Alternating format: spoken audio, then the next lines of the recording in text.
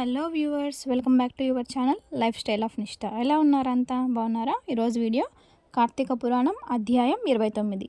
29వ రోజు బహుళ చతుర్దశి. ఈరోజు మాస శివరాత్రి. మృత్యుంజయుని పూజించాలి. పగలు ఉపవాసం చేయాలి. పుల్లని వస్తువులు తినకూడదు. ఈరోజు దక్షిణ తాంబూలాలతో శక్తి కొలది బంగారం, శివలింగం, విభూది పండు దానంగా ఇవ్వాలి. ఐశ్వర్య ప్రాప్తి సిద్ధిస్తుంది. 29వ రోజు చేయవలసినటువంటి పారాయణం. అంబరీషుడు దుర్వాసుని పూజించుట. అత్రి మహాముని అగస్త్యుల వారితో ఈ విధంగా సుదర్శన చక్రము అంబరీషునికి అభయమిచ్చి ఉభయములను రక్షించిన విధానం చెప్పి మరలా ఈ విధంగా చెప్పసాగాడు. ఆ తరువాత అంబరీషుడు దుర్వాసుని పాదాలకు నమస్కరించి పాదాలను కడిగి ఆ నీటిని తన శిరస్సుపై చల్లుకొని, ఓ మునిశ్రేష్ఠ, నేను సంసార మార్గమునందు ఉన్న ఒక సామాన్య గృహస్థుడను. నా శక్తి కొలది శ్రీమన్నారాయణ్ణి సేవిస్తూ ద్వాదశ వ్రతం చేస్తూ ప్రజలకు ఎలాంటి ఆపద రాకుండా ధర్మములతో రాజ్యపాలన చేయుచున్నాను. నా వలన మీకు కలిగిన కష్టమునకు నన్ను మన్నించండి. మీపై నాకు ఎంతో అనురాగం ఉండుట చేత తమకు ఆతిథ్యం ఇవ్వవలెనని ఆహ్వానించితిని. కావున నా ఆతిథ్యమును స్వీకరించి నన్ను నా వంశమును పావనము చేయుము. మీరు దశార్థ హృదయములు కలవారు. కోపంతో నన్ను శపించి మరలా నా గృహమునకు వచ్చారు. నేను ధన్యుడను. మీ రాక వలన సుదర్శన చక్రము చూసే భాగ్యం నాకు కలిగినది. మహానుభావ, ఓ పుణ్యపురుష, నాకు మరలా మానవ జన్మ రాకుండా ఉండేటట్లు ఎప్పుడూ మీ వంటి మునిశ్రేష్ఠుల యందు ఆ శ్రీమన్నారాయణ యందు మనస్సు గలవాడినై ఉండే విధంగా నన్ను ఆశీర్వదింపుము అని ప్రార్థించి సహపంక్తి భోజనమునకు రావాల్సిందిగా ఆహ్వానించాడు. దుర్వాసుడు ఆనందంతో అంబరీషుణ్ణి ఆశీర్వదించి, రాజా, ఎవరు ఎదుటి వారి బాధలను తొలగించి ప్రాణాలు కాపాడుదురో, ఎవరు శత్రువులకై నన్ను శక్తి కొలది ఉపకారం చేయుదురో అట్టివారు తండ్రితో సమానమని ధర్మశాస్త్రాలు చెప్చున్నవి. నీవు నాకు తండ్రితో సమానమైన వాడవు. నేను నీకు నమస్కరించినచో నాకంటే చిన్నవాడగుట వల్ల నీకు ఆయుష్ క్షీణం కలుగుతుంది. అందుచేత నీకు నమస్కరించుట లేదు.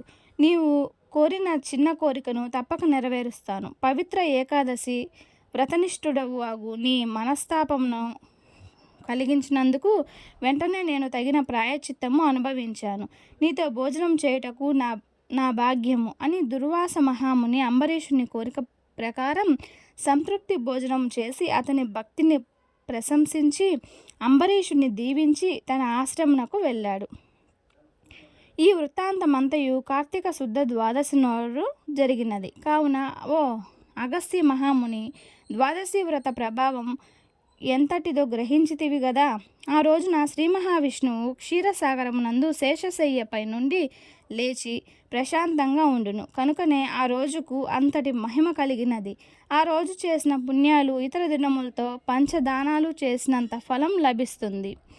ఎవరైతే కార్తీక శుద్ధ ఏకాదశి రోజున పూర్తి ఉపవాసం ఉండి పగలంతా హరినామ సంకీర్తనతో గడిపి ఆ రాత్రి అంతయు జాగరణ చేసి ఆ మరునాడు అనగా ద్వాదశి నాడు తన శక్తి కొలది శ్రీమన్నారాయణకు ప్రీతి కొరకు దానమును ఇచ్చి బ్రాహ్మణితో కూడిన భోజనం చేయుదురో అట్టి వారి సర్వ పాపాలు ఈ వ్రత ప్రభావం వలన పటాపంచలైపోవును. ఆనాడు ద్వాదశి గడియల్లోనే భోజనం చేయవలెను. మట్టి విత్తనాలు చాలా చిన్నది అయినను అదే గొప్ప వృక్షమై విధంగా కార్తీక మాసంలో చేసిన పూజా దానాలు మనకు గొప్ప ఫలితాలను ఇస్తాయి. ఈ కార్తీక మాస వ్రతము చేసిన దేవతలేగాక సమస్త మానవ కోటి తరించినది. ఈ కథ చదివిన వారికి విన్నవారికి తమ పాపాలు నశించి సకల ఐశ్వర్యాలు సిద్ధించును. సంతానవంతులై ఇహభోగాలను అనుభవించి సద్గతి పొందుతారు అని అత్రి మహాముని అగస్త్యునితో తెలియచేశారు. స్కంద పురాణాంతర్గత వశిష్ఠ ప్రోక్త కార్తీక మహత్య మండలి 29వ రోజు పారాయణం పూర్తి అయినది. చూశారు కదండి ఈరోజు వీడియో అయితే ఇది. నేను ప్రతి వీడియోలో చెప్తున్నట్లుగానే కార్తీక పురాణం చదివే వాళ్ళకి ఎంత పుణ్యమో వినే వాళ్ళకు కూడా అంతే పుణ్యమని మన పురాణాల్లో చెప్పబడింది.